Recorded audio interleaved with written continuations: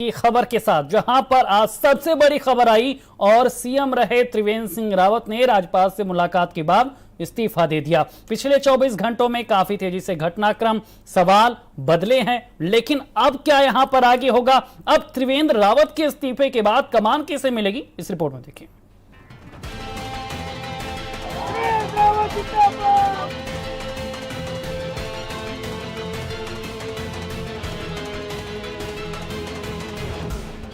उत्तराखंड में एक बार फिर बीजेपी का मुख्यमंत्री बदला जाएगा। त्रिवेंद्र सिंह रावत ने मंगलवार को सीएम पद से इस्तीफा दे दिया है। त्रिवेंद्र सिंह रावत ने राज्यपाल बेबी रानी मौर्य से मुलाकात की और उन्हें अपना इस्तीफा सौंप दिया। बीजेपी के कई विधायकों और कुछ मंत्रियों की नाराजगी के चलते मुख्यमंत्री त्रिवेंद्र सिंह रावत की कुर्सी पर संकट मंडरा रहा था। लगभग 4 वर्ष से पार्टी ने मुझे मुख्यमंत्री के रूप में देवभूमि उत्तराखंड में सेवा करने का मौका दिया।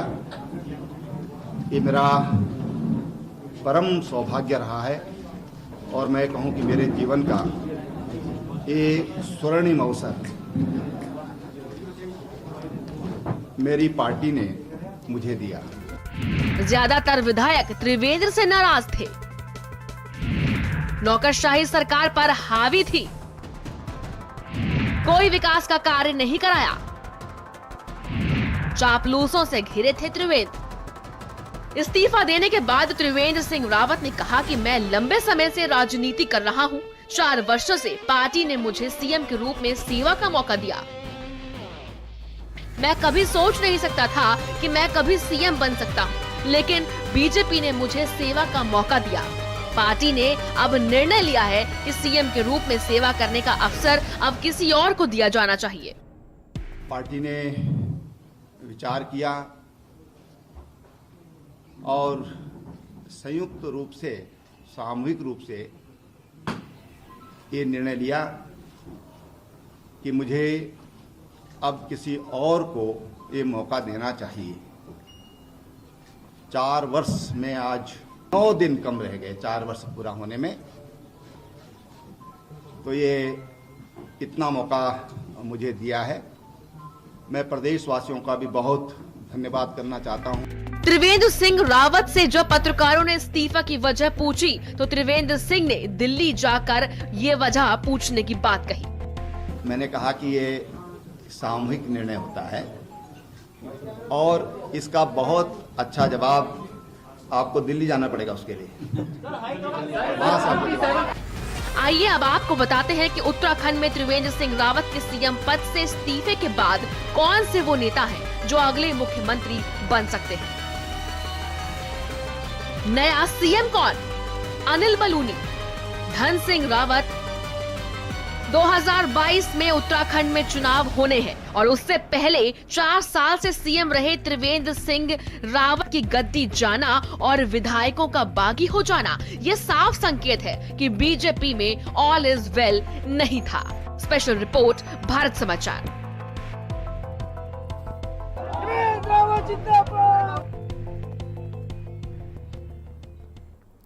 तो त्रिवेंद्र सिंह रावत अब उत्तराखंड के सीएम नहीं है। त्रिवेंद्र सिंह रावत ने सीएम पद से इस्तीफा दे दिया है। चाहे बेरोजगारी के मामले में, चाहे कुंभ के मिसमैनेजमेंट के बारे में के मुद्दे पर फेलियर हो, बेरोजगारी के मुद्दे पर फेलियर हो, आज वो पूरी तरीके से फेलियर साबित हुई है। 3 दिन के लंबे इंतजार के बाद उत्तराखंड के मुख्यमंत्री त्रिवेंद्र सिंह रावत ने राज्यपाल को आज अपना इस्तीफा सौंप दिया है। इसके बाद सब तरह की अटकलों पर विराम लग गया कि त्रिवेंद्र सिंह रावत अपने पद को छोड़ेंगे या नहीं। अब कल 11 बजे बीजेपी के राज्य कार्यालय पर एक बैठक होगी विधायकों की, जिसमें नए चेहरे का ऐलान होगा, नया चेहरा चुना जाएगा और वही उत्तराखंड का नया मुख्यमंत्री होगा। सबसे बड़ा सवाल यह है कि बहुत सारी असंतुष्टि, नाराजगी उन विधायकों की थी जिन्होंने लगातार पार्टी हाईकमान से शिकायतें की और त्रिवेंद्र सिंह रावत के खिलाफ अपनी नाराजगी जता रखी थी। लंबे समय के इंतजार के बाद ये वक्त आया जब गैरसैंण को कमिश्नरी बनाया गया, जिसके बाद असंतुष्टि और ज़्यादा बढ़ गई और अब मुख्यमंत्री को अपना पद तक छोड़ना पड़ गया है। नाराजगी का आलम ये केवल बीजेपी के अपने ही परिवार में है। ऐसे में विपक्ष को हमला करने का मौका मिल गया है, लेकिन ये कयास लगाए जा रहे हैं कि परसों सुबह 10-11 बजे तक ये तय हो जाएगा कि मुख्यमंत्री की कुर्सी पर उत्तराखंड में कौन बैठेगा। बहुत सारे नाम भी इस समय हवा में हैं, चर्चाओं में हैं।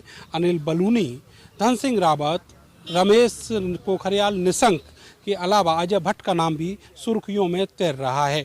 ये सारे वो लोग हैं जो मुख्यमंत्री पद के लिए दावेदार हैं, लेकिन अभी कुछ भी कहना बहुत जल्दबाजी होगी। कल जो बैठक होगी विधायकों की, उसमें ये फैसला लिया जाएगा कि उत्तराखंड का मुख्यमंत्री कौन होगा। कैमरा सहयोगी सानू के साथ में नरेंद्र, भारत समाचार, देहरादून। तो बड़ी खबर यही है कि आज त्रिवेंद्र सिंह रावत ने इस्तीफा दे दिया है। कल अहम बैठक होगी विधायकों की बीजेपी की और अगला नेता यहां पर तय होगा। लेकिन जो रेस में नाम आगे चल रहा वो नाम है अनिल बलूनी का। वो मोदी और शाह के करीबी हैं। कई ऐसे समीकरण हैं जो उनकी दावेदारी को पुख्ता कर रहे हैं, लेकिन फाइनल फैसला क्या होगा ये कल की बैठक के बाद ही तय होगा। इसी खबर पर ज्यादा जानकारी के साथ हमारे साथ सीधे देहरादून से संवाददाता नरेंद्र हमारे साथ जुड़ गए। नरेंद्र, आज इस्तीफा दिया, प्रेस कॉन्फ्रेंस की, और जब सवाल किया गया तो त्रिवेंद्र ने कहा कि ये सवाल दिल्ली से पूछे। दिल्ली तो बहुत कुछ कह चुकी है, लेकिन देहरादून क्या कह रहा है? कौन रेस में आगे बनता हुआ नजर आ रहा? आज का घटनाक्रम अब समाप्त हो चुका है, अब नजर कल पर है।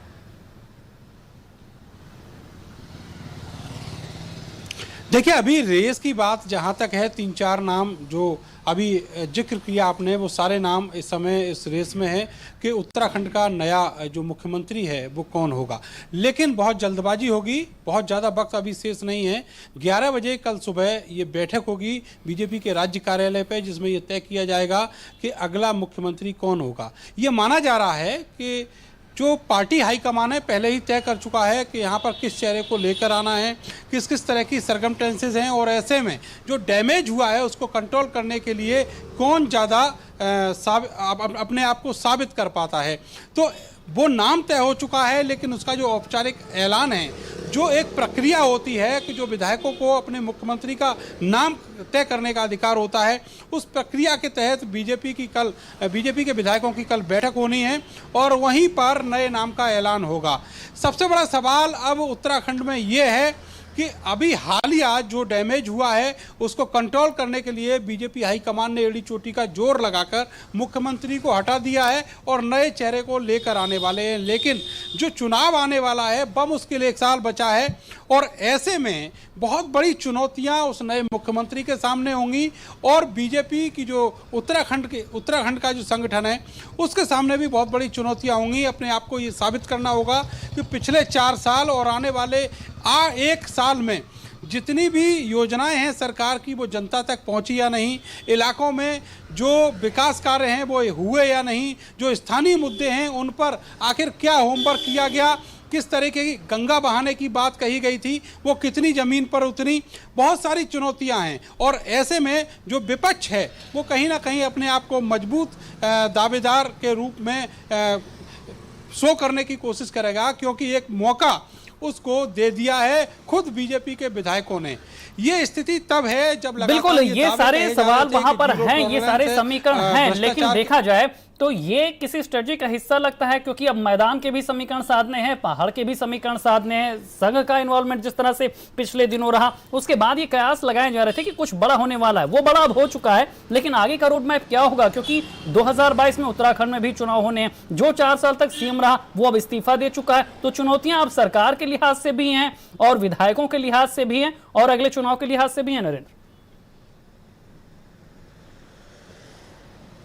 बिल्कुल शैलेंद्र, आपको बताएं कि ये जो शिकायतें हैं विधायकों की और मंत्रियों की लंबे समय से थी, जो नाराजगी है मुख्यमंत्री के प्रति वो भी लंबे समय से थी, लेकिन दिल्ली में बैठा हुआ बीजेपी का हाईकमान उन सब चीज़ों को इग्नोर करता रहा और वहाँ पर शिकायतों के ढेर लगते चले गए। अभी हाल ही में 3 दिन पहले जो गैरसैंण वाला मामला सामने आया है, उसके बाद यहाँ की जो सांस्कृतिक विरासत है उसको कहीं ठेस लगती हुई दिखी और ये पार्टी हाईकमान ने जब यहाँ पर अपने जो प्रेक्षक थे वो यहाँ पर भेजे और ये जाना कि जो जमीनी हालात हैं वो अब हाथ से खिसकते जा रहे हैं। तो ऐसे में इस डैमेज कंट्रोल में बिल्कुल लगातार जो लंबे स्ट्रेटेजी समय से अपनाई गई, स्थितियां उसमें थी नरेंद्र, मुख्यमंत्री को और हटाना- नेतृत्व परिवर्तन की मांग की जा रही थी, लेकिन आखिरकार अब वो फैसला ले लिया गया। लेकिन आगे का रोड मैप क्या होगा, अब नीति क्या होगी, ये देखने वाली बात होगी। तमाम जानकारी देने के लिए आपका शुक्रिया। इधर त्रिवेंद्र सिंह रावत के इस्तीफे के बाद बीजेपी सांसद अजय भट्ट ने क्या कुछ कहा, सुनाते हैं आपको। अजय भट्ट साहब, अंततः विराम लग गया है और त्रिवेंद्र सिंह रावत ने राज्यपाल के सामने इस्तीफा दे दिया है। आपको लगता है कि आगे किस तरह की गतिविधि बीजेपी उत्तराखंड में करने वाली? नहीं, त्रिवेंद्र सिंह रावत जी हमारे वरिष्ठतम कार्यकर्ताओं में से हैं। पार्टी अपने कार्यकर्ता का उपयोग जहां ठीक समझती है वहां करती है। हम लोग कभी ये सोच भी नहीं सकते हैं कि हम इन पदों पर जाएंगे। जब भी हम कार्यकर्ता के रूप में आते हैं, पार्टी कैसे फले फूले एक उद्देश्य होता है। उसी में से कुछ कार्यकर्ताओं को पार्टी किसी को अध्यक्ष बना देती है, किसी को मुख्यमंत्री बना देती है, किसी को अन्य दायित्व दे देती है। इस तरह से हमारी पार्टी चलती है। इसलिए आगे के कार्यक्रम भी अच्छे होंगे। जो हुआ है वो भी हमारी पार्टी के निर्देश पर हुआ है। आगे जो होगा वो भी हमारी पार्टी के निर्देश पर होगा। हम सब सिपाही की भूमिका पर रहते हैं। अजय जी, आपको लगता है कि जो जिस तरह की आलोचना हो रही थी विधायकों द्वारा, केंद्रीय मंत्रियों द्वारा, आपको लगता है कि अब ये पूरी आलोचना चरम पर थी, इसलिए आलाकमान को इस तरह के डिसीजंस लेने पड़े? नहीं, कोई कहीं पर भी कोई आलोचना नहीं थी ऐसी। किसी विधायक ने नाराजगी? नहीं, कभी किसी विधायक ने किसी फोरम पर नाराजगी व्यक्त नहीं की। अजय जी, ये खबरें आ रही हैं कि जो श्रीनगर के विधायक और मंत्री हैं धन सिंह रावत, उन्हें जेट से बुलाया गया है, हेलीकॉप्टर से देहरादून बुलाया गया है, उनके नाम की चर्चा है। और ये भी एक चर्चा है कि डिप्टी सीएम जो हर राज्यों में बीजेपी करती आ रही है कि मुख्यमंत्री के साथ एक अटैच उप मुख्यमंत्री दिया जाए। नहीं, ऐसी कोई जानकारी मुझे नहीं है। वैसे छोटे राज्यों में ऐसा होता नहीं है। और जहाँ तक के माननीय धन सिंह रावत जी के बारे में है, वो संगठन मंत्री रहे हैं, अच्छे व्यक्ति हैं। किसको पार्टी मुख्यमंत्री बनाती है, किसको नहीं बनाती है, किसको लाने वाली है, किसको नहीं लाने वाली है, ये पार्टी का अपना आंतरिक वर्क है। तो ये उनके आंतरिक एक कार्य करने की पद्धति है। आपसे बात करने के लिए शुक्रिया। कैमरामैन डीके के साथ पुष्कल, भारत समाचार, दिल्ली। इधर त्रिवेंद्र रावत के इस्तीफे को लेकर कांग्रेस सांसद प्रदीप टम्टा ने इसे राजनीतिक अस्थिरता बताया, सुनाते हैं आपको। प्रदीप जी, बड़ा उलटफेर, सियासी संकट पर अब विराम लग गया है उत्तराखंड में। त्रिवेंद्र सिंह रावत ने इस्तीफा दे दिया है, कैसे देखते हैं इसको? देखिए, उत्तराखंड का यह दुर्भाग्य है और बीजेपी किस बात का बदला ले रही है उत्तराखंड की जनता से। शुरू से अगर आप देखें, पहली सरकार उत्तराखंड में बनी जो केयरटेक गवर्नमेंट थी, नित्यानंद सामू जी मुख्यमंत्री बने। चुनाव आने तक उनको हटा दिया गया, कोश्यारी जी को बना दिया गया। 2007 तक हमारी तिवारी जी की कांग्रेस की पूरी सरकार, 5 साल पूरी सरकार चली। दोबारा बीजेपी आई तो खंडूरी जी को बनाया गया, फिर 1.5-2 साल बाद खंडूरी जी को हटा दिया गया, निशंक जी आ गए। निशंक जी चुनाव आते, निशंक जी को भी कान पकड़ के हटा दिया गया, फिर खंडूरी जी आ गए। आज फिर बीजेपी कह रही थी कोई राजनीतिक उथल पुथल नहीं थी, किसी की सरकार से कोई असंतोष नहीं था, आखिर फिर आपने बदल दिया। मुझे क्या लग रहा है, एक तो राजनीतिक अस्थिरता पैदा करना इनके चरित्र में है, दूसरा सबसे बड़ी चार क्या चेहरे बदल करके इन 4 सरकारों की जो सालों की असफलता है, जब राज्य की जनता के साथ आपने एक बड़ा छल किया। मोदी जी ने कहा डबल इंजन की सरकार बनाओ, लोगों ने विश्वास किया, पूर्ण बहुमत दिया, ऐसा बहुमत आज तक किसी को नहीं मिला था। और आज राज्य की स्थिति की पूरे देश में बेरोजगारी की दर में उत्तराखंड सबसे ज़्यादा बड़ा प्रतिशत में है। बीजेपी का अपना इंटरनल मामला है, जिसको भी बना लें। हाँ, इतना मैं जरूर कहना चाहता हूँ कि राज्य की जनता के साथ ये जो छल और ड्रामा भारतीय जनता पार्टी कर रही है, इसको राज्य के लोग कम से कम माफ़ तो नहीं करें। कैमरामैन डीके के साथ पुष्कल, भारत समाचार, दिल्ली। चलिए बढ़ते हैं आगे।